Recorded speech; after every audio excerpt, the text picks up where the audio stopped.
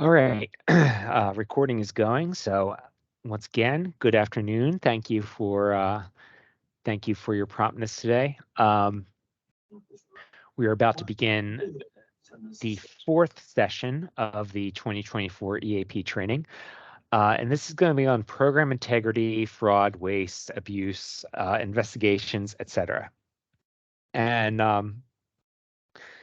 first thing I want to say for anyone who's been around for a few years and has seen at least one, possibly a few of the fraud, waste, and abuse investigation trainings by Dave Stewart. I am not Dave Stewart, and I don't quite have Dave Stewart's raconteurish skills. And really, this training session is not intended to replace Dave Stewart's presentation. Really, this is more of kind of a complement or a different approach. And so our intention is to host this on our website alongside our recording of the previous presentation by Dave Stewart. So that training is still going to be very, very relevant to you, and it still will be available as a resource. But this is just going to take some different paths and a slightly different approach toward the material. Whereas Dave's presentation is going to be a lot more helpful in terms of just going more into detail about fraud and investigation methods and strategies. So that being said, the purpose of this training is to provide guidance on the role of program integrity in EAP, address fraud, waste, and abuse, and provide guidance on conducting investigations. And so our agenda for this session will be looking at program integrity, noncompliance, fraud, waste, and abuse, steps for addressing noncompliance, investigating alleged or suspected fraud, waste, or abuse, and considerations and best practices.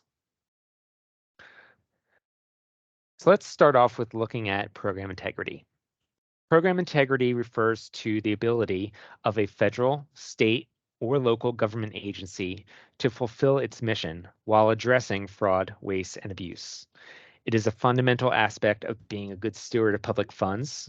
It is also a federal requirement for us within our within the LIHEAP statute that we must have controls and processes in place to monitor for and address fraud, waste, and abuse.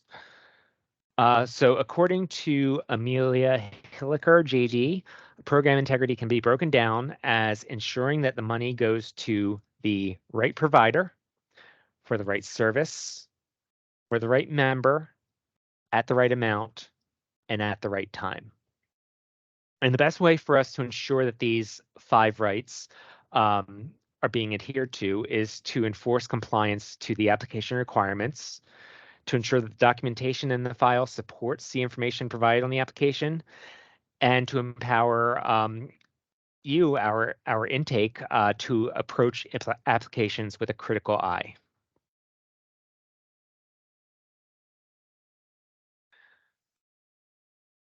So now we talked about program integrity, let's look at the differences between noncompliance, fraud, waste, and abuse. So noncompliance, for our purposes, is defined as an applicant's failure to adhere to instructions or requirements of the application process. So noncompliance can include, but is not necessarily limited to, misrepresenting facts about the household, failing to disclose requested information about the household, including failure to disclose all household members or all sources of household income, signing forms that the applicant is not legally authorized to sign, providing false, misleading, or invalid documentation, and so on.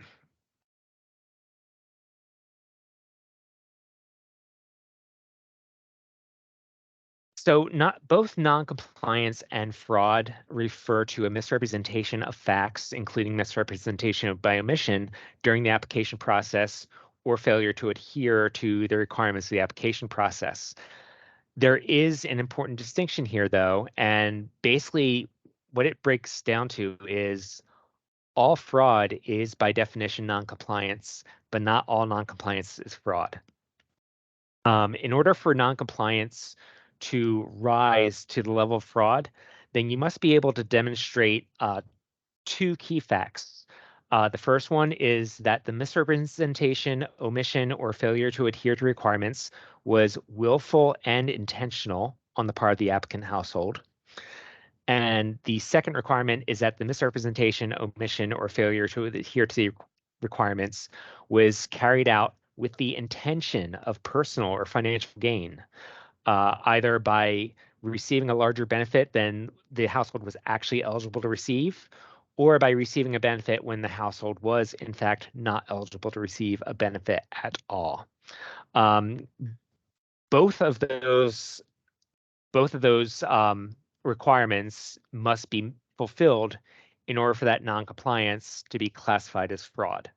And fraud, to be clear, is a criminal act.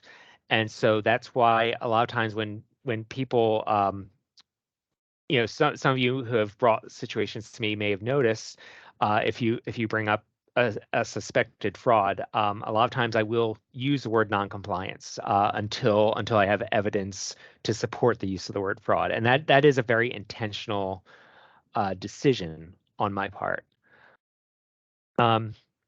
And fraud can be engaged in by applicants, subgrantee staff, utility or fuel vendors, or by grantees.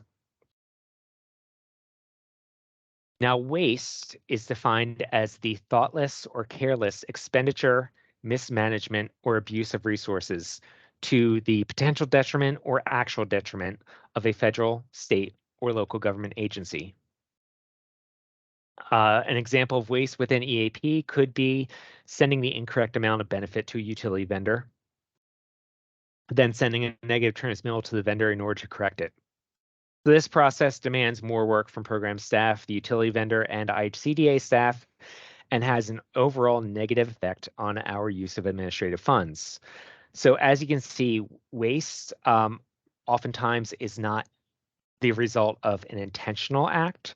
I'm sure there are, if I thought about really hard, I'm sure I could come up with examples of waste that would be a result of intentional acts, but usually it is an unintended consequence of, as the definition says, either thoughtless or careless management or expenditure. So waste can be the result of applicant noncompliance, subgrantee error, utility partner error, or IHCD error, grantee error. Abuse is defined as excessive or improper use of a thing, or to use something in a manner contrary to the natural or legal rules for its use. Abuse can occur both in financial and non-financial settings. And some examples of abuse within EAP might include a utility vendor applying LIHEAP funds to unallowable costs, equipment purchase using LIHEAP funds being used for other purposes, subgrantees claiming ineligible expenses in connection with administrative outreach and eligibility or Assurance 16 budget line items. And abuse can be engaged in by subgrantee staff, utility or fuel vendors, or IHCDA/grantee staff. So as we said earlier, fraud is a criminal act with more severe consequences for the individuals engaging in deception or intentional misrepresentation. It is notable that fraud may also have consequences for other parties impacted by the fraud, although these consequences are usually less severe than the consequences for those who are actually engaging in the act. And while waste and abuse are not actually criminal acts, they may still have serious consequences for the parties who are directly responsible. And those consequences may extend to other involved parties if proper controls were not in place to protect against the waste or abuse, or if those controls were in place but were not being correctly implemented or followed. And the best way to fight fraud, waste, and abuse is to have a strong, proactive defense against them. And so this is our model for program integrity. Because we're administering a taxpayer-funded, income-eligible assistance program, ensuring program integrity is an integral part of what we do and must be a consideration as addressed in our program design. As I said, it is actually a requirement for us in the LIHEAP statute. However, we must also strive to deliver a positive customer service experience to our applicants, and not to approach every situation from the mindset that the applicant is going to defraud the program. As I said in the last presentation, I truly do believe that most applicants who are non-compliant are not intending to defraud the program. I do think a lot of it usually comes from either a lack of knowledge of what the requirements are, or lack of understanding of what the requirements are, or just feeling that the requirements are too difficult to adhere to, and so they look for shortcuts. So having this balance between ensuring program integrity, but also delivering that positive customer service experience can be a really delicate balance, but it is possible to do both, and this is the standard that we must strive for.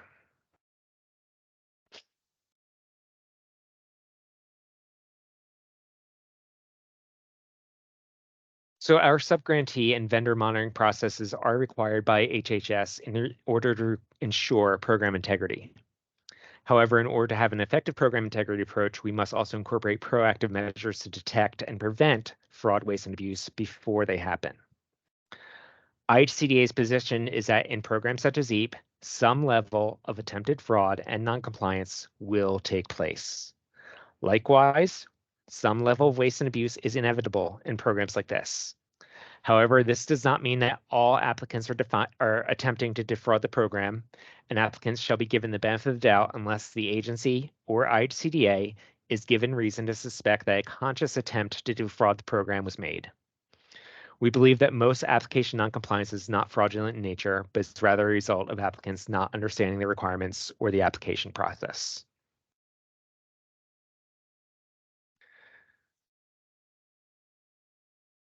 So again, just to reiterate that, in general, the applicant is to be given benefit of the doubt, and their statements should be taken at face value. Where statements conflict with each other or with the documentation of the file, then intake must be able to recognize those conflicts.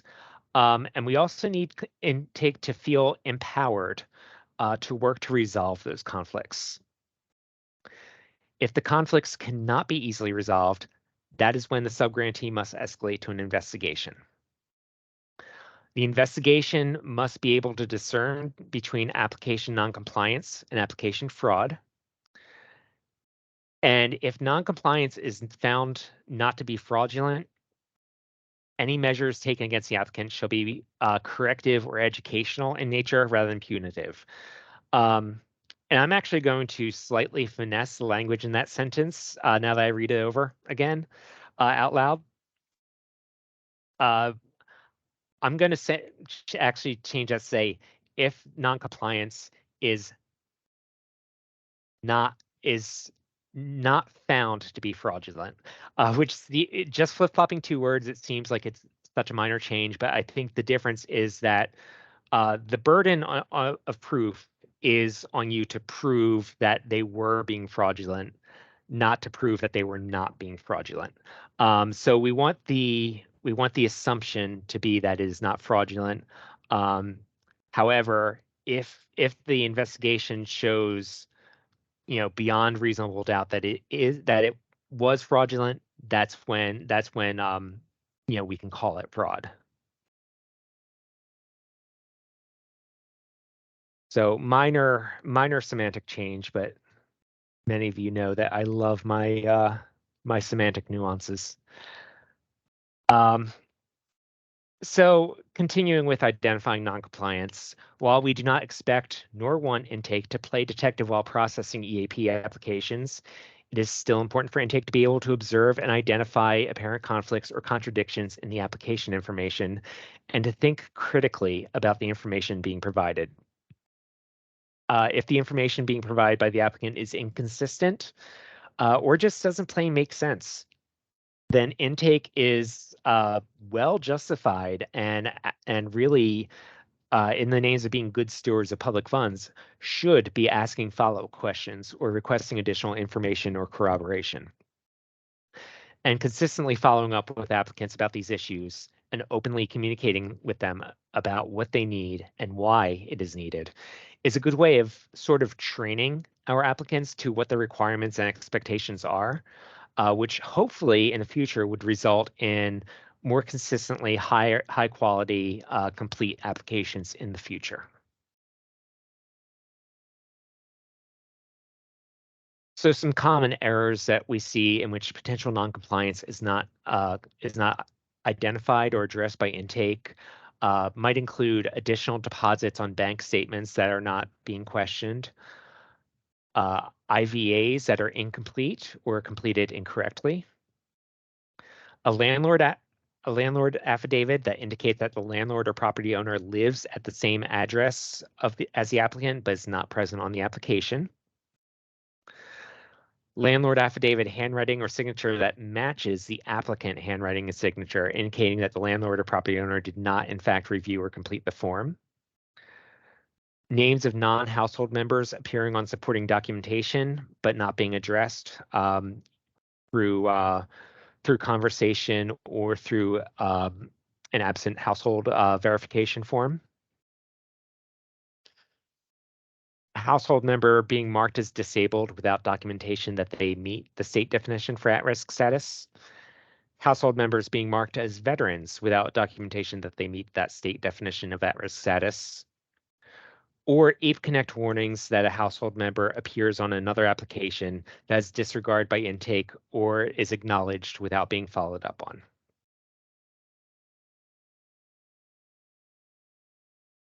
So let's look at some strategies for identifying this noncompliance. Intake must be trained to read all EAP Connect warnings and errors and evaluate them rather than complacently acknowledging them.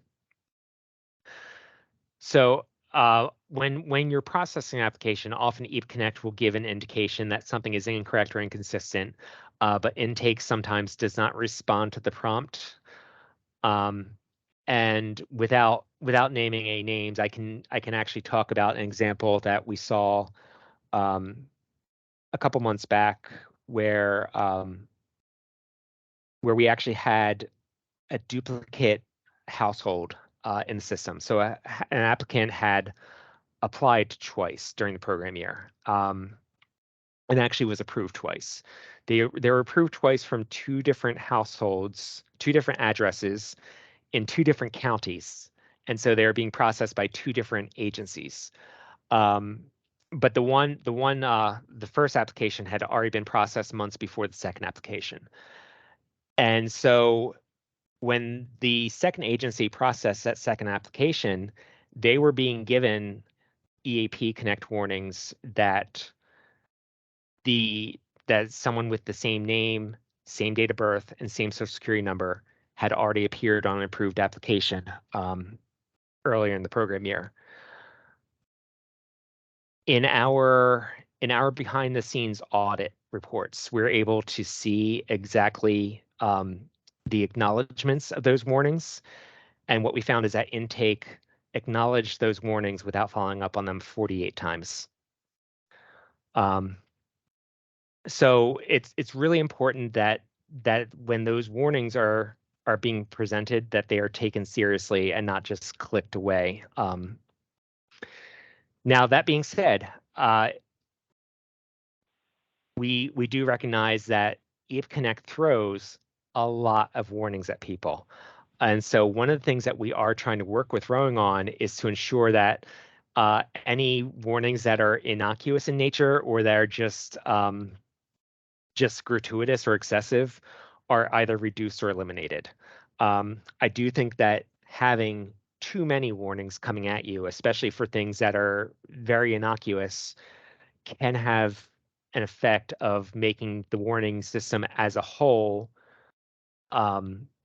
feel like it's unnecessary, or that that a warning by definition is going to be a minor innocuous issue or a non-issue. And so we're trying to winnow those down so that that's not the case. And hopefully that will help intake feel more empowered to follow up on these things when they see them. Intake must also be trained and empowered to review all forms with a critical eye, especially for entries that require a response from the applicant. For example, on an IVA, the applicant must indicate how they met household expenses for any months with zero income. Intake should be reviewing those answers to ensure they make sense and are consistent with household composition, and any payments made directly to the applicant are to be counted as income. And for further example, when an applicant submits an LLA, the intake should be actively checking to make sure that the landlord indicates that they do not live on the premises, and also ensuring that the landlord section does not appear to have been completed and signed by the applicant. And for any managers on the call, anyone who is involved in designing the training, we would really encourage you to make sure that your in-house training has an element that explores that boundary between actively looking for fraud or noncompliance or just being observant of the potential fraud and noncompliance and what it means to have that balance. While it can sometimes be easy to focus on just the data entry elements of this kind of work, it is important to remember that critical thinking and just approaching things with a critical eye are essential skill sets. There is an inherent tension between approaching with a critical eye and approaching with a skeptical eye. So it's healthy for subgrantees to explore that in training with intake and to help provide guidance on where that balance lies. And to repeat my earlier point, we don't want intake to play detective, but we do want them to approach each application critically and objectively. And we want everyone to feel empowered to follow up on inconsistencies or irregularities, up to and including forwarding to a manager's attention for investigation. I know that we have a good mix on here of manager level and intake level. So I think it's really good that that we have multiple levels of subgrantee staff hearing this same training. And I just want to say, for those of you who are at the intake level who don't know my background, I actually did start in EAP back in 2011 or 2012 at the intake level. I know how hard the job is, and I know how hard you all work. I don't necessarily get an opportunity to interact with a lot of you personally. So I just do want to take this opportunity while I have you here to just let you know how much I appreciate the work that you do. And I am speaking for the rest of the department here at ICDA at this point. We literally could not give assistance to over 120,000 Hoosiers this past year without all of you. And so we appreciate the work that you do, and we know that you are very capable. And I would love to see you be able to put those capabilities to productive use and to feel empowered to do so and to use your expertise. So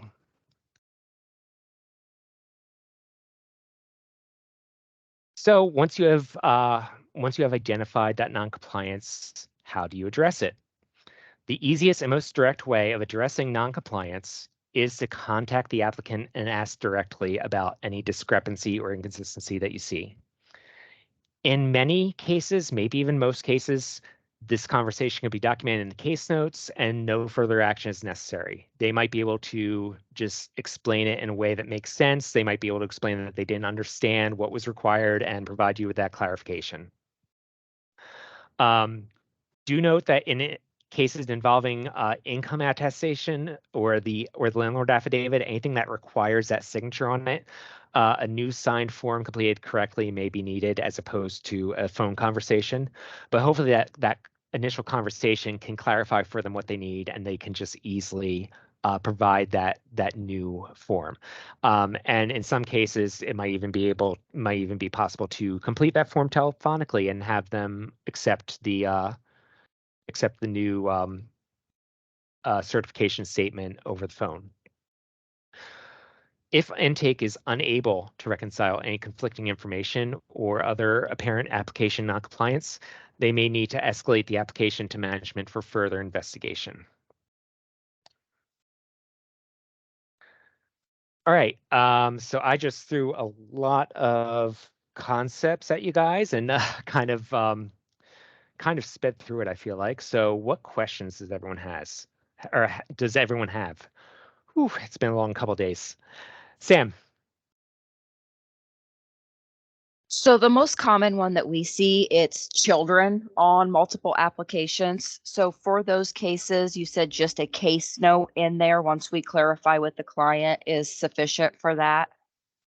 Yeah. And then is there any way when we do get those multiple applications and get those warnings, we click on them and it will give us an entire list of applications that it has been on that I know me personally, I don't understand any of it. It's names that I've never seen before, heard before. So I don't know if it's like trustee applications, if it's other energy assistance applications. Is there any way to work with rowing on clarifying those? Yeah, and I very seldom see something where it comes up with multiple applications. I would say, do me a favor, Sam. If you or your intake see that, please definitely ping the Liheap inbox on that with like a screenshot, and I would like to be personally included on that as well. Okay, absolutely. Can I Cool. chime in on that? Yeah. Sam, I think those, if you're importing, most of those is because the applicant put either all zeros, all nines, all ones, and it's showing up in multiple agencies. So that they're not putting the actual full social security number. And because you can't see the full, at least the last four of the numbers, when you import, you don't know what the actual number is until you import it. Okay. I'll have to look for that next time. Yeah.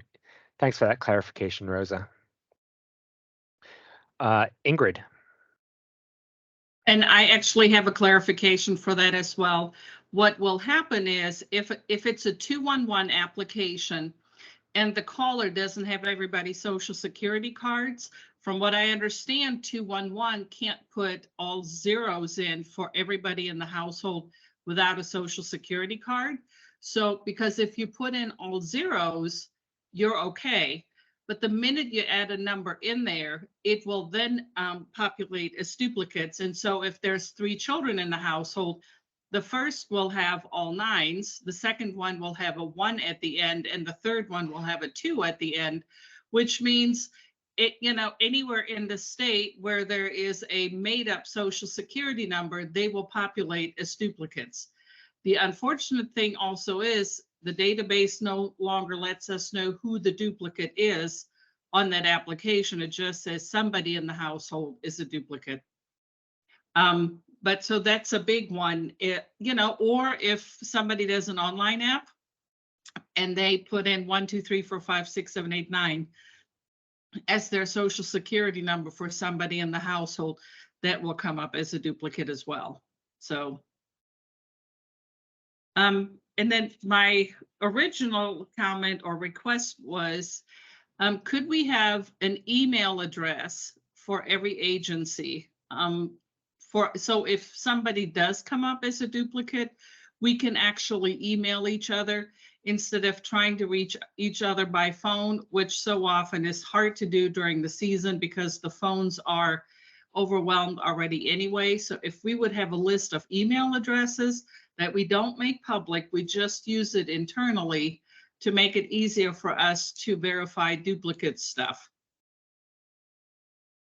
Yeah, I'm checking to see if Elva is on the training right now because I think that sounds like that might be best coordinated through the EAP committee. I'm not seeing her. I'm going to make a note to myself to follow up with Elva on that.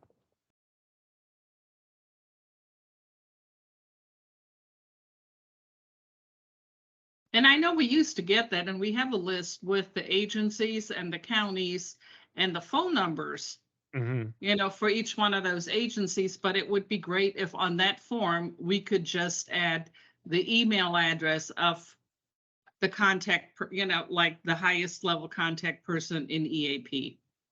Yeah, and I mean, the other thing is, and maybe during the next group call, maybe I can see if everyone is on board with this. But I mean, let's be honest, in in less than a month, you guys will be turning in subgrantee plan packets, and all the email addresses will be there. So, as long as everyone's good with me just sharing that with all their peers internally, then yeah, we could do it that way. But I do think that there's also a role possibly for the EAP committee to play there. So Hey, Thomas, it's Stacy. You should have an hey, email from January 24th, okay, 2022, and it's the list that was sent out from Liz with all of the emails and addresses and phone numbers on it. okay, cool. So that probably just, I mean, January 24th from 2022. I think there have been at least a couple changes since then in some of the agencies, so it's going to have to be updated. But that was sent out to everybody. Yes. Okay. I just think it's helpful to update that every year because Oh, there are staff for sure. changes. Yeah, no, I mean, we're looking at one that's already a year and a half old, so that certainly needs to be updated. But great, thanks for Okay, that, thank Stacy. you. Yeah, Thank this you. is Brad. I would think like Lisa Cassell just said, maybe just the utilities inbox. So like we're, energy assistance at pace, not just a manager or staff person, because that does change. So if you just use the generic utilities inbox, if all agencies have that, that would be great. Yeah. Yeah, and I think that's why. So I think that is why I would rather have the EAP committee kind of head that up, because I think that there might be some agencies where they might want to go to that departmental inbox. There might be other agencies where they want to specifically go to the manager because of what their processes are. So yeah, I'll look at that January 24th list, but I'm also, I think, still going to reach out to Alpha. Cindy, I know you had your hand up and you were up next. And it looks like you put it down. Did you have a question?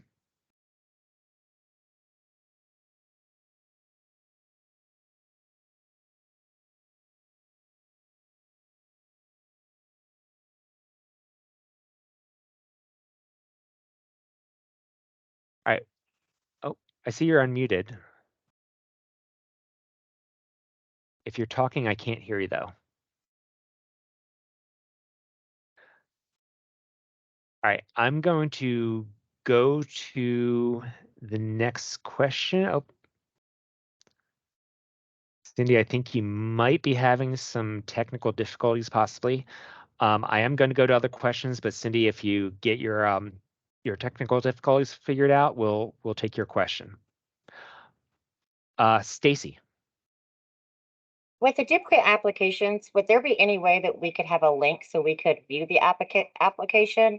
I know last year we had one and it took me 3 weeks for, I used my list and I contacted the other agency. It still took me 3 weeks to get an answer. So if we were able just to click and log in and verify that even probably managers could do it, that would be helpful, I think. Yeah, so I think the issue is the way the EAP Connect is set up and the way it stores the data. So it definitely is set up so that you kind of need to be affiliated with a certain entity, either one of the subgrantee agencies or IHCDA or rowing. And the problem is the permissions for viewing are definitely assigned to those entities. So, with you being at WICA, you would not be able to view any applications that are owned by CAPWE or by Area 4 or by SCAP. And unfortunately, there's no way to grant limited access. You basically would have to be an all or nothing. Like you would have to be able to only view WICA applications or be able to view all applications in the state. And currently that is a control that's in place. So what I will say is if you're having difficulty getting the information in a timely manner, feel free to bounce that to the IHCDA, to the LIHEAP inbox, and we can either work to get you a response, or we can look up the application ourselves and provide the information. Perfect. Thank you. And it makes complete sense. Yeah. Looks like Rosa has her hand up next. I just got a quick comment on the warning and the errors. Mm-hmm. Not all the times do we get those warnings and errors until we finish the actual application and we're ready to print stuff. So it doesn't always give us the, hey, stop. This person is showing up in another application. I think we had maybe 3 or 4 we were able to approve. But when we went to print out the award letter, or the notification letter, that's when it told us this person is in another household. Same Okay, information, same address, same everything. So it's not doing validation checks during the process. Yep. Okay, that's important information for us to know.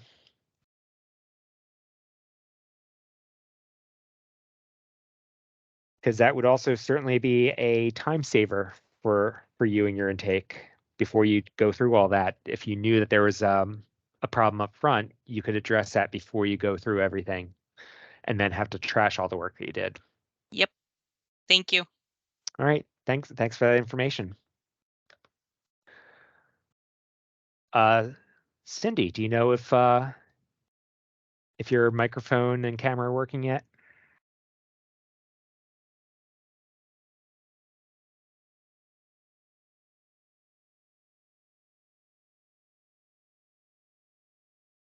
Okay. I am going to move on, but once again, Cindy, if you manage to get it working, I'll be happy to take your question.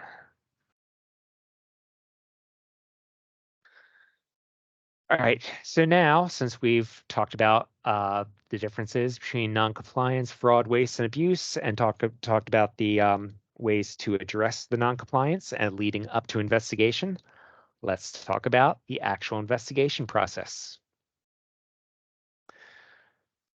So first thing is, if an application does require investigation, that should be handled by the EAP manager or director, or by another designated staff member, such as a team lead, supervisor, QA staff, etc.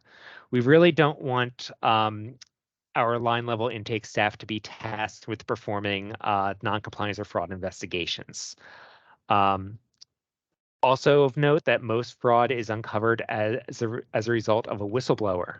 Sorry, that should have been a separate bullet point. Most fraud is uncovered as a result of a whistleblower. That whistleblower might not necessarily be an insider. Often it's a neighbor or an acquaintance who has heard that person qualified for more benefit than they themselves qualified for, and they feel is through misrepresentation, either intentional or unintentional. Let me tell you, here at IHCDA, we get a lot of those reports. So it is vital that LSPs acknowledge all of those whistleblower reports of potential fraud, communicate such reports to IHCDA, and then investigate the reports. And as far as investigations goes, that is a question that actually gets asked of us every year by HHS as part of our state plan. So each agency should have policies and procedures for investigations. These policies and procedures would detail who is tasked with carrying out the investigation, general procedures and guidelines for the investigation, communications with IHCDA, and actions to be taken if noncompliance or fraud is substantiated. The LSP must communicate openly with IHCDA concerning the investigation. And LSPs do not need to prescribe specific consequences or actions to be taken for substantiation of noncompliance or fraud, but a range of possible actions along with triggers for different levels of actions should be present in those policies and procedures.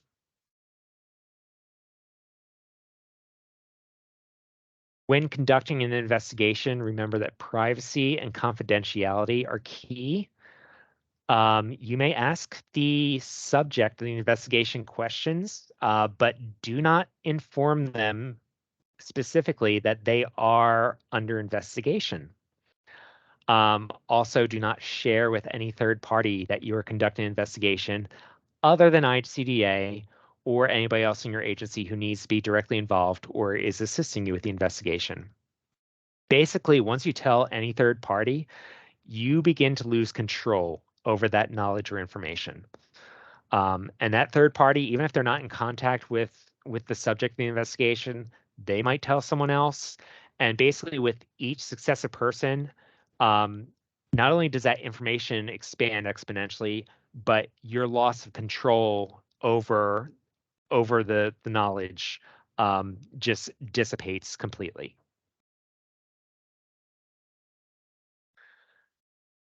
Carefully document all contacts that you make with regard to an investigation and keep a separate file in order to keep this documentation together and also to keep it confidential.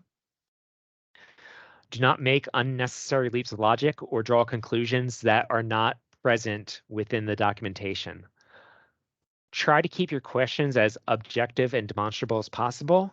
A helpful hint is always to focus on the who, what, when, why, and how. Be consistent. Feel free to use IHCDA as a resource or a sounding board.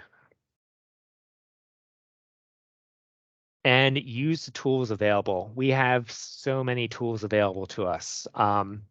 Examples of these could be the GIS mapping, the assessor's office for property or ownership records, the Indiana Secretary of State Business Search at inbiz.in.gov. If you're looking into whether someone might have their own self-employment business, the Indiana court system. My case is a tremendous resource, especially if you're looking up addresses and people who might be in the households. Because each time someone is served with papers, or if they file a case themselves, there's always going to be an address of record associated with that filing. The Indiana Courts Marriage License Public Lookup is a good resource if you have questions about the status of someone's spouse, whether they might be married, if that person might still be in the household. You can kind of use that marriage license lookup in conjunction with the court system to see if there's been a legal separation. Our own signed certification statements. Remember that when they sign a certification statement, they are signing their consent for you to make whatever contacts you need to make with any party in order to verify any information they've provided you. So our forms, you can request that someone fill out one of our forms, even if it is not necessarily required because of the circumstances of their application. If you have reason to suspect noncompliance or fraud and you need to verify information, you are definitely welcome to ask them to provide additional documentation in order to corroborate. So you can absolutely use a request for earnings statement if you doubt the employment information they've given you. You can have them fill out a DWD, wage and unemployment inquiry. You can request a landlord affidavit to be completed. Any public social media posts are definitely fair game. Previous applications, if you want to compare what they claimed last year, or what they claimed 2 years ago. And again, as I kind of mentioned to Stacy earlier, if you think that someone applied in a previous year but they weren't necessarily in your service territory, feel free to ask us to look at their history, and we can let you know if they have applied previously in a different county, and we can get that information to you. And also request information from utility and fuel vendors' records. A lot of times the utility or fuel vendor might have a sense of, oh, that person, yeah, they're definitely married, and we deliver propane to them, and the wife is always there. Turns out the wife isn't on the application. Just if you have any reason to conduct an investigation, or if someone makes a whistleblower complaint and you need to have that investigation, these are just some of the tools that are available to you to help with that investigation. Keep ICDA apprised of the findings once the investigation has been completed. And if the investigation concludes and the fraud ends up being substantiated, then you do need to inform the applicant in writing of that finding and of any consequences or penalties. Now, at a minimum, if fraud is substantiated, because these are federal funds, taxpayer funds, we do have a responsibility to rescind any awarded benefit. So we would definitely need to try to recover those from the utility or fuel vendors. Now, if the utility fuel provider cannot return this benefit, say the applicant has already used their entire benefit, or if the applicant was awarded a direct benefit payment because their utilities were in the rent or they were biofuel or whatever, at that point, the applicant will be required to pay back that benefit in full. The applicant shall be suspended from further participating in the program until the benefit has been repaid in full. So that is a minimum requirement for substantiated fraud. We absolutely need to recover that benefit. However, if you as a subgrantee determine that the applicant did engage in fraud, then you have the discretion to choose to debar the applicant from participating in the program for a specified period of time as a penalty. It is strongly recommended that any such debarment not be indefinite, unless it is an especially egregious case. And in these cases where you're proposing an indefinite debarment, you really need to discuss that with us before issuing that written notification. And as a note, just like with any of our other communications with applicants, that written notification must explain the applicant's appeal rights and the appeal procedure. So before issuing a substantiated finding of fraud, you should consider the situation from the applicant's point of view and review the methods that you used. Were all of your policies and procedures followed? Did intake follow up with the applicant to educate them on the requirements and give them an opportunity to correct that information? Was the applicant provided with copies of the appropriate forms, as well as instructions on how to use those forms? Essentially, did you set them up to succeed, or were they set up for failure? Has this applicant presented issues or concerns before? A lot of you who have been around for a while know that you have some of those applicants where, you definitely know their name. In some cases, I know their name. It's, there's always a certain, a different question about that applicant every year. So is it a situation like that where you really have reason to suspect that there's something going on, that there are flags there, or is this just a brand new development? Could the non-compliance be explained without the intent to defraud? Did the applicant know that by being non-compliant, that they would absolutely receive additional benefit? And is it likely that that motivated or influenced their decisions? Does the objective documentation and evidence that you have collected support the finding? And if you're imposing a penalty on the applicant, is it appropriate and proportional to the noncompliance or the fraud? Essentially, does the punishment fit the crime?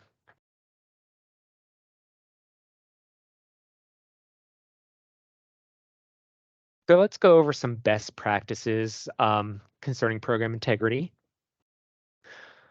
So best thing you can do for program integrity first is just to develop a very strong training program for the intake staff. Ensure that your training is covering the fundamentals and the underlying concepts behind our policies, and not just the surface level procedures. Then empower your staff to take those concepts and fundamentals and to apply them to their work. We strongly suggest performing enhanced QA on all new staff. Honestly, for the first week or two of any staff's tenure working on files, we would recommend considering QA rates on those specific staff of 50 to 100% of those files for the first week or two, and then reducing as appropriate. Try to track the types of errors found in QA for specific intake staff members and use that data for targeted retraining as needed. Really try to develop a culture within your organization that encourages asking questions and sharing information. Information and information sharing really is one of the best defenses I think that we have against identifying noncompliance and fraud, but also against those kind of accidental mismanagements that lead to waste or abuse of funds. I think the more people feel comfortable asking questions and also just sharing information and best practices with each other, the stronger we as a network are going to be. Consider training using real examples rather than hypotheticals. It's from my days of working files, the adage about truth being stranger than fiction absolutely rings true. And even in some of the situations that some of you on this training bring to me sometimes, I know that we sometimes laugh about it, that some of you bring real world examples to me that I could not in my wildest dreams try to fabricate. And so I think when you use those real examples, it really shows just how diverse the actual situations that one would encounter or potentially encounter in any given day can be, and can really do a lot more to train to kind of prepare people to be able to respond to anything than trying to come up with your own hypotheticals would be. Review errors with staff and have them make their own corrections. Note that if the error affects the benefit, it becomes time sensitive and you may need to hold one-on-one session to review the error. I know that best practice might be controversial. I know that some agencies do use the staff correct their own errors method, and some have QA correct the errors. My thought process here is if you don't bring that error to the intake's attention, the intake might not realize what the error that they're making is. And I think that hands-on, here's how you make that correction. Can you make that correction? I think that depending on the intake's learning style, of course, but I think that can really have a strong impact and can hopefully lead to better program integrity, more efficiently. And in addition to the culture of asking questions and sharing information, also try to foster a culture of critical thinking and discourage complacency. Um, Reinforce an error notification EAP Connect needs to be taken seriously. Like I said, I know that I know from experience of doing this job, it's easy to fall into kind of the idea of, a lot of this job comes down to data entry. You're transcribing information from an application into the database. You're entering this income information here. Don't get me wrong, there is a lot of data entry in this job. But there's also a lot of space for critical thinking and just for evaluating the information that you are entering. And so, for the intake here, I strongly encourage you to flex those muscles, practice them. Um, don't be afraid to ask questions or to kind of try to make those connections. And if you're seeing something that's not quite sitting right, bring it to your supervisor. And for those EAP managers and directors here, really encourage that and foster that within your teams.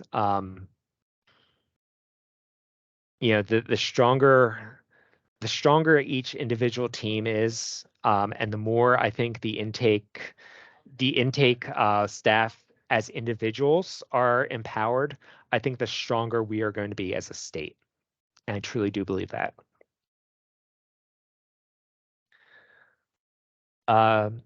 We'll be talking more about transmittals tomorrow afternoon, but as a best practice, review transmittals before sending them out. It's easy to note incorrect account number formats, missing account numbers, missing billing names, and inconsistent benefit amounts when you're visually scanning the transmittal before sending it. And remember, regular benefits should always be in multiples of $25. Have a system in place to ensure that any corrections or rejections from the vendor are made prior to submitting the transmittal to fiscal. QA early and often, just like voting. If you begin the year by QAing a high percentage of applications, then it will be easier for you to maintain that percentage throughout the program year. So, if you can kind of come right out the gate QAing at a 50 to 75%, here's the thing. We know that come November, December, January, you guys are going to be slammed with applications, and it is going to be very difficult to QA at the level that you're intending to. So if you can get through a high percentage early in the year when things are still relatively slow and just build up that percentage, then you don't need to worry. You might have some losses when you hit the busy part of the year, but if you've built up far enough ahead, then you'll still probably end up at your target percent or ahead. But if you start out slowly, once that November, December, January rush hits, I mean, chances of getting caught up after a slow start are very low, and it's going to take a lot of concentrated work.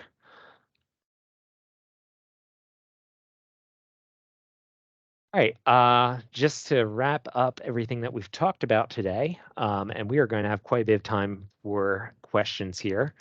And we can even expand that into discussion since we do have so much time. We do have a responsibility to be aware of and monitor the potential for fraud with these funds. But remember that it is central to our mission that we make all applicants feel welcome and safe during the application process. The best way that we can protect against fraud, waste, and abuse is by approaching EAP with a program integrity mindset and adhering to our internal operations and controls throughout the application process. And investigations are vital as a final line of defense, but ideally we will prevent most issues from getting to that point. And with that, I am happy to take any questions or any discussion. We have half an hour.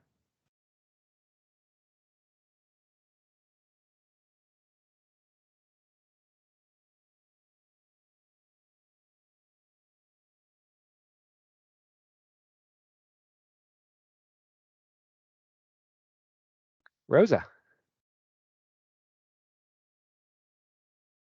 Okay. I came up with a few questions from the previous session. So if you don't mind, Okay. unexplained deposits. Mm-hmm. We count those based on the document that is provided.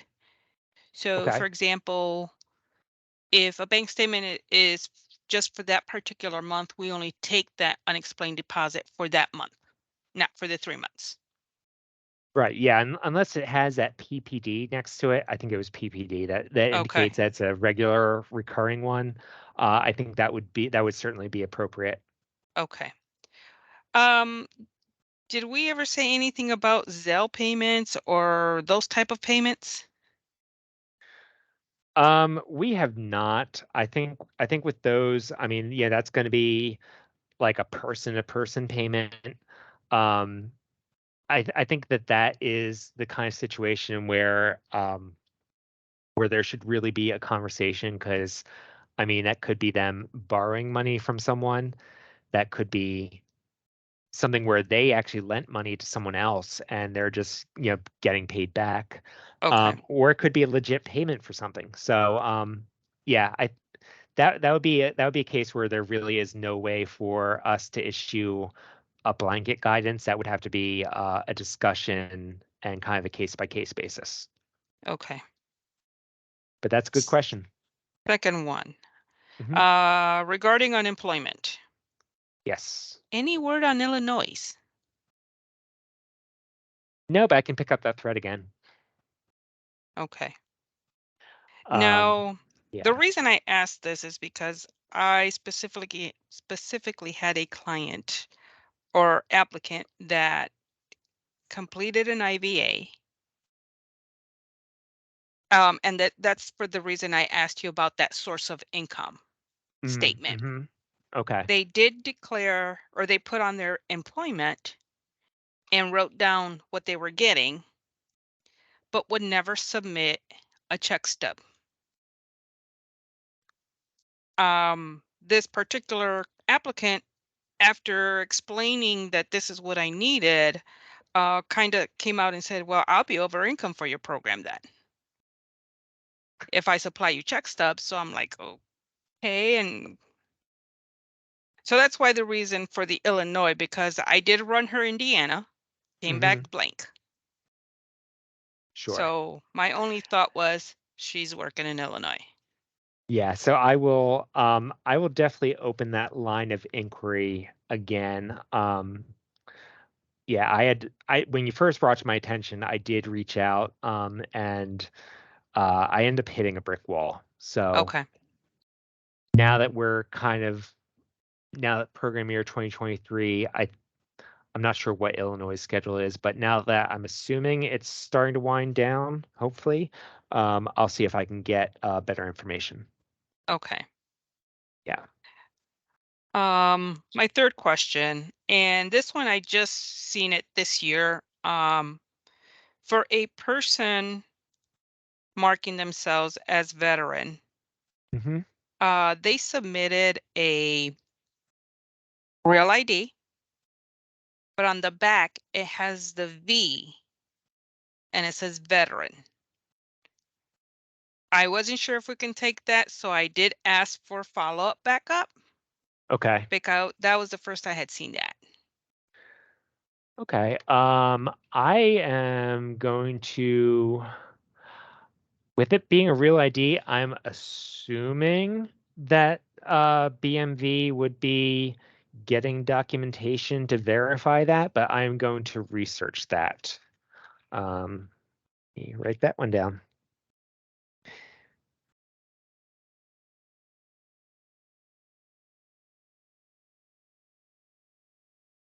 So, And yeah, I'm going to assume the answer on that is going to be a yes, but I'm going to research, and I will definitely let everyone know. Hopefully, I can figure out before we do a final version of the manual, and I'll be able to get that into the manual, hopefully.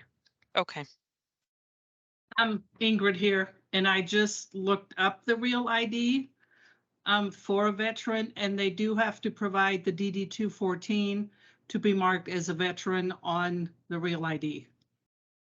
All right. There we go. I'm going to Okay. make a judgment call and say that's a definite yes, that's okay. And I will add that to the manual. Okay. And my last question is regarding EAP Connect. Okay. Since we're using the real ID as a number that kind of replaces a social, since we've always used a social to identify the person, will EAP Connect identify returning applicants if, let's say this year they use their real ID number, but next year we're using their social security number, or vice versa? For importing purposes, Yes. I don't know the answer to that question.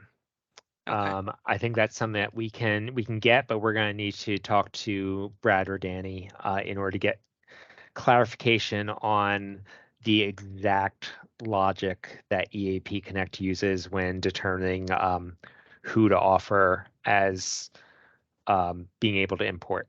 And it's been so long at this point, I don't even remember how it worked in RIA. I can't remember if like just the name was good enough to offer up a list of like, hey, we found this person, would you like to import? Or if the name and the social security number had to match. At least the social had to match. Okay. So my guess would be in its current state, probably not. I'm assuming. Okay. And I don't know was for going to sure. say that And because, sorry, I don't mean to, because this yeah, might no, change your thinking, because some of the applicants would not enter their social and just enter the real ID number. yeah. And frankly, if you're applying online, I mean, if I'm being perfectly honest, that frankly makes sense to me. You know, especially I do know that EAP Connect, encrypts things, but I mean, the average applicant probably doesn't necessarily know that. And that I would think kind of throw us off with trying to go into previous years to look for something when the actual application tab says you've never applied before. correct. I think I wanted to say that there's something in the logic that uses birth date as well. I'm not sure though if that would be part of it. I think we're going to have to definitely ask Brad and or Danny about that. Okay. Thank you. Thank you.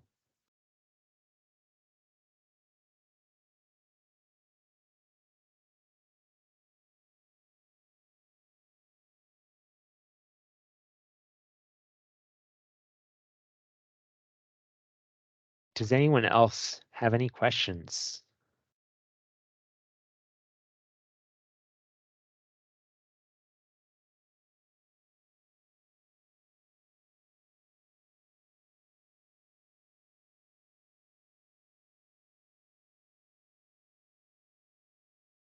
Ingrid, I feel like you always come up with questions. You can do it. No, I don't actually have a question. I just have a story of somebody who we actually have banned from getting energy assistance. That I would be glad to share. Indefinitely. She, years and years ago, and it was to me, it was kind of a funny story. She applied for EAP, and then a couple of days, and she always was chit-chatting with my QA clerk. And so she was approved, and it was just her and a child. And a couple of days after that, there was an article in the newspaper where she got to sing the national anthem. to open a Notre Dame game and how proud she was, and she couldn't have done it without her husband's support. So we asked her about this husband who was not on her application. And she didn't get EAP that year because she never provided us his information and we required that. And so then a few years ago, she applied for EAP and she came back for crisis funds after the moratorium was up. And so when I was getting ready to make the pledge for her, I noticed that it was her name and the husband's name on the AEP bill. But when I looked at the bill that she provided us with, there was actually a space between her name and the address. And so she had actually modified the AEP bill to remove her husband's name. And so we notified her that, you know, he wasn't on the application and that she modified the document. And we took her EAP benefits back again. And then she applied this year for assistance again. And she was over income originally, and then she provided a document from the employer that said she was no longer employed at this place, but the document was signed by the VP of marketing, and it's a big enough employer in our area that we knew that this person was not the VP of marketing. And when I looked at her AEP bill, she sure as anything had done the same thing again. She modified the application to remove her husband's name. And so to us, it was like, this was the third time. And we were really clear when she modified the utility bill before that she was not to do that again. And so we kind of felt justified. And you and I talked about this one. And so we felt justified to not provide her assistance anymore. Well, and there was also the fact on that one, and this, yes, I absolutely remember this because of course I do. This was a fun one, but there's also the fact that when she modified her bill for this year's application, the husband's name actually popped up in like 3 different places on the bill, and she only removed it in one of those instances. That's correct. And Renee always cracks up because she says that we have some of the most interesting stuff up here. When you started telling the story, I'm pretty sure I heard Renee laughing. We also had somebody this year with an unusual first name who we asked for a social security card to connect his last names. And so his social security card had a different number with the 2 different last names, but he was saying that Social Security gave him a new social security number when his mom changed his birth certificate. Yeah, I think I reviewed that one also, right? Yes. I was gonna say it sounds familiar. I wasn't even quite sure what to ask for to tie it all together. So there were my entertaining stories, but still no questions. But I appreciate you going over this because I've heard David in his presentations. They're very helpful, but I think yours are more helpful in regards to energy assistance. So I appreciate the supplement of this presentation. Absolutely. You know, Dave definitely goes more in depth into investigation, you know, kind of do's and don'ts and just the process that you would use. But I definitely wanted to provide more kind of situational context. So, like I said, we're going to keep the recording of Dave's most recent training up on the website. This is just intended to complement it, if you will.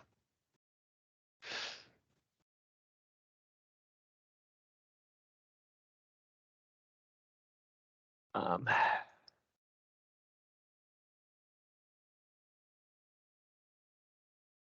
right, I see no more hands. We still have 15 minutes left. Hey, Rosa. Okay, I have another one. Cool. Let's hear it. Utility bills that are coded based on the utility company as non-residential to residential.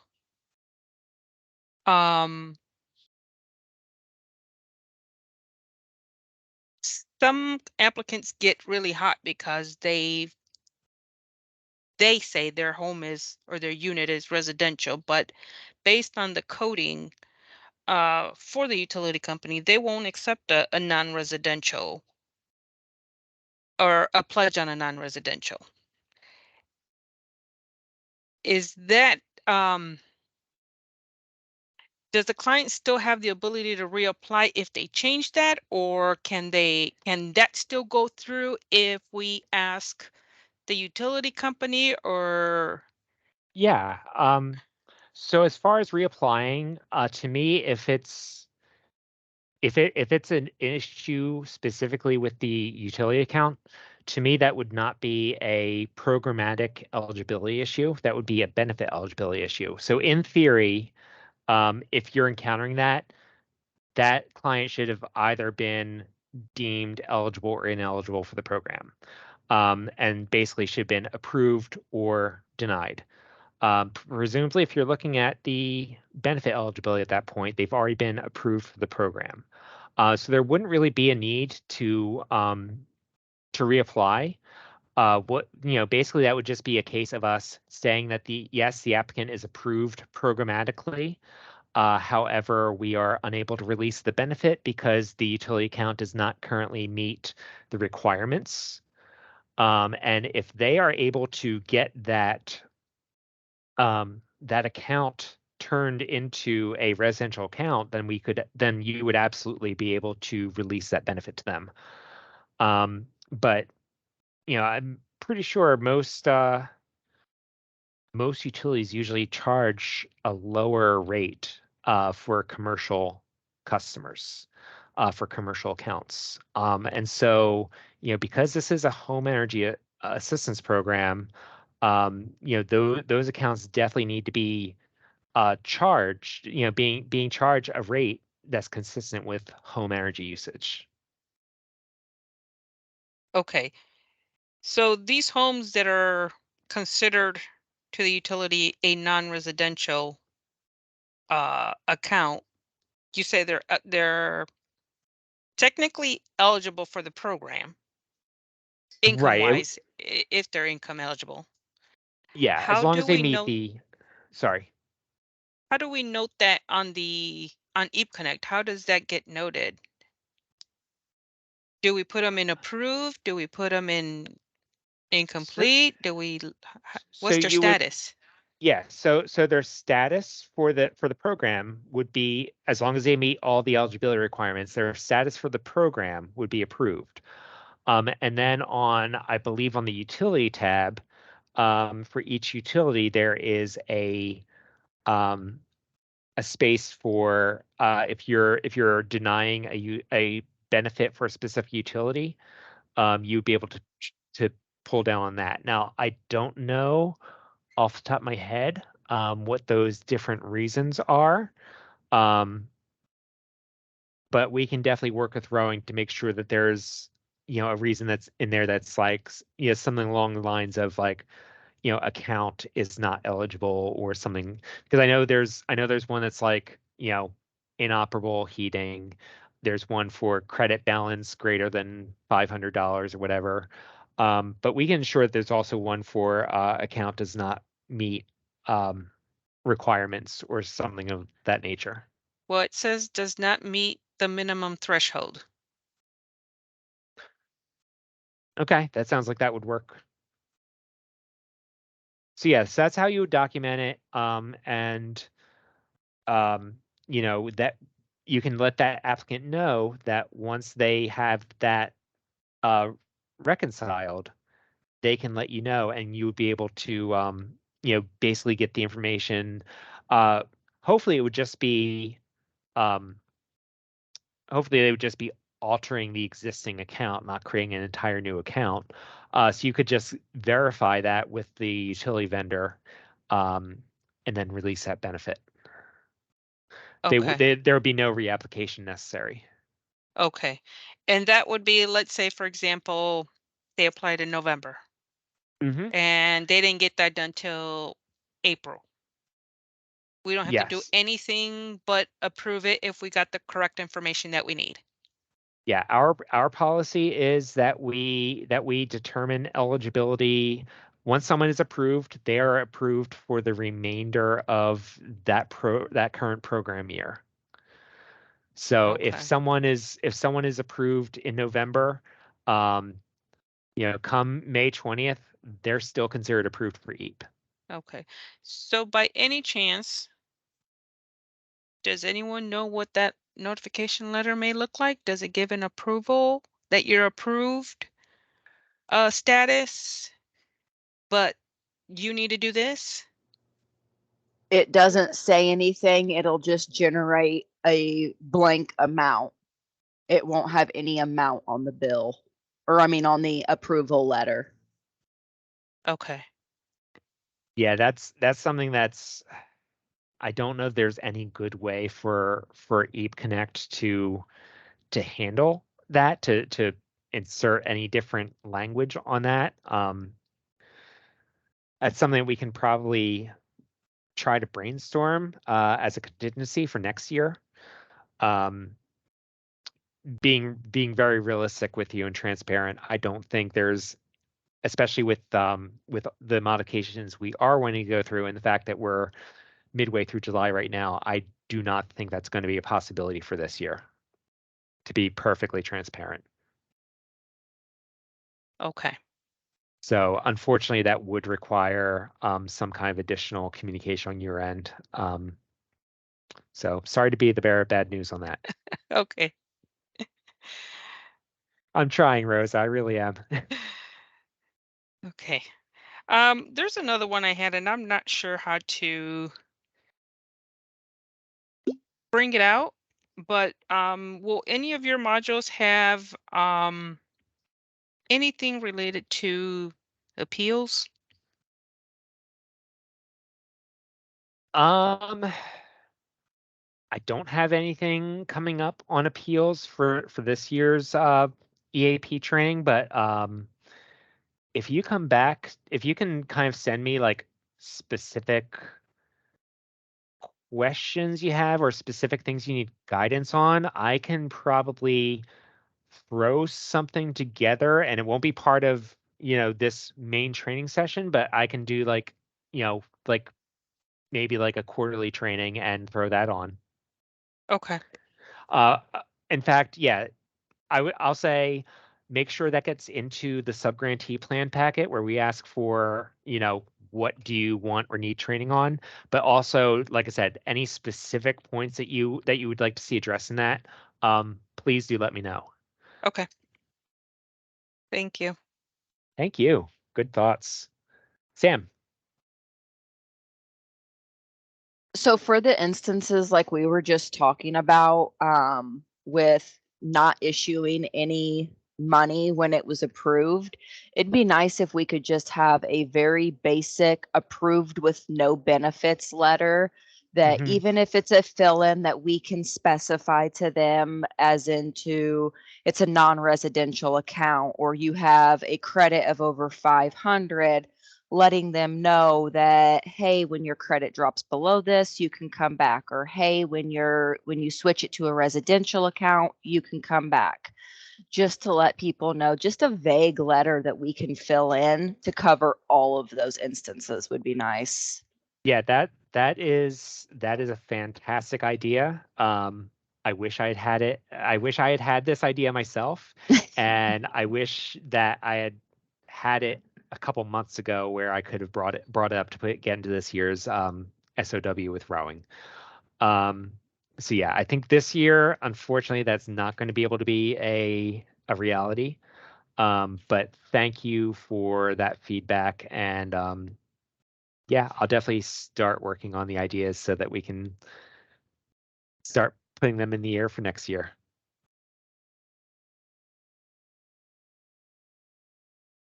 I got one more, if you don't mind, jumping on Sam's about the credit, Always. over the credit. Um, is if a client is over the credit limit, Mhm. but they are program eligible, is it the client's responsibility to follow up, or is it the intake LSP responsibility to follow up on the applicant's bill?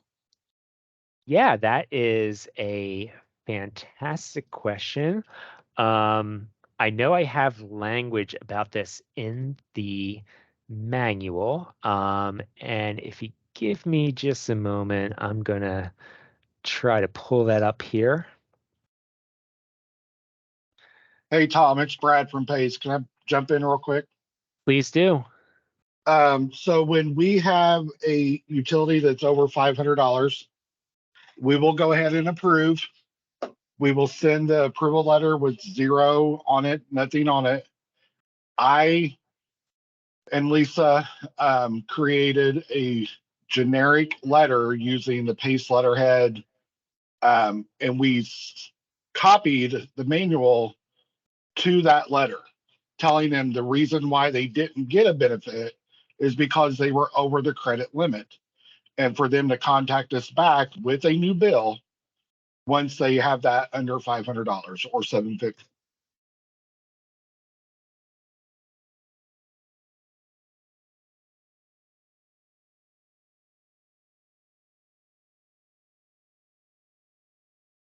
Thanks for that, Brad. And I'm sorry, Rosa. I am opening the manual.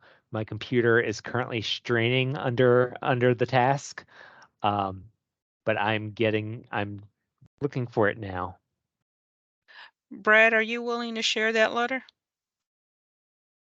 Are we talking next week, the 26th? Yeah. As a matter Okay, of fact, I'll share. yes. I'll share it then. Thank you. You're welcome.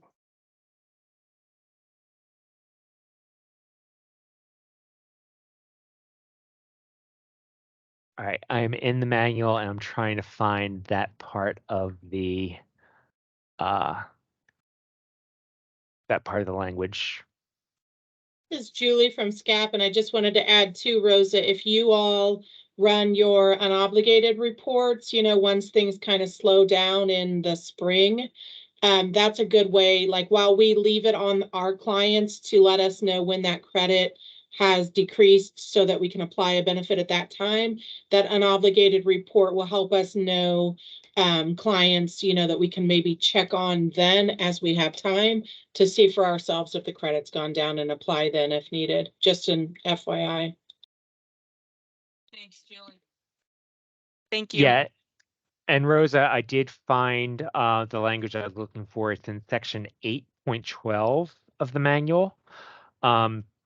And basically it says all LSPs are strongly encouraged to incorporate a regular review of unobligated balance reports in order to periodically monitor households in which a benefit has been withheld due to an excessive credit balance and to assess them for eligibility of benefit release. And this will avoid putting the burden of following up with the LSP on the low income applicant. Yeah, our suggestion is that you just kind of schedule time every other week or every month just to review that unobligated balance report that Julie just referenced. Thank you so much. Yeah, thank you. All right, it is 3:29, so it is just about on the time, just about on the dot, our scheduled ending time. Do we have any final questions or final thoughts?